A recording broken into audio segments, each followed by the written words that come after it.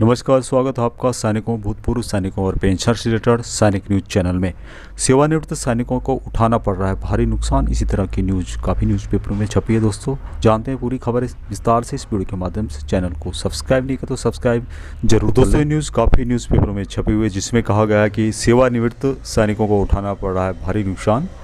पूर्व सैनिकों ने बताया कि सेवानिवृत्त होने पर हम सभी सैनिकों को ग्रेजुटी के साथ कमिटेड पेंशन राशि भी मिलती है। पहले जब बैंक में एफडी की ब्याज दर 12 से 15% के बीच थी, उसके आधार पर इसकी गणना हुई थी। उस समय वह राशि हमें 14 वर्षों तक प्रतिमाह किस्तों में वापस जमा करानी होती थी। लेकिन अब जबकि बैंकों की एफडी ब्याज 5 से 6% की दर से है, तब भी हम लोगों को वह राशि 14 वर्षों तक ही वसूली जा रही है, जो आज के समय को देखते हुए बहुत अधिक है और पूर्व सैनिकों को नुकसान उठाना पड़ रहा है।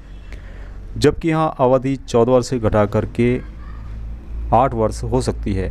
हम लोग अपने जीवन का कीमती समय देकर और अपनी जान की बाजी लगाकर देश की सेवा करते हैं और पेंशन के तब हकदार बनते हैं जबकि सरकार हमारी तरफ जरा भी ध्यान नहीं दे रही है।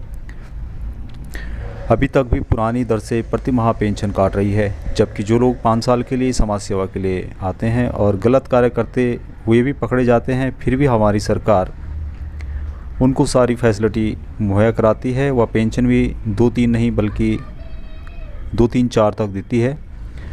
2-3-4 पेंशन लेते हैं वो। ऐसे लोगों को इनकम टैक्स में भी छूट दी गई है। सैनिकों का कहना है दोस्तों कि हमें एक पेंशन मिलती है, उसमें भी हमें दबाया हुआ है।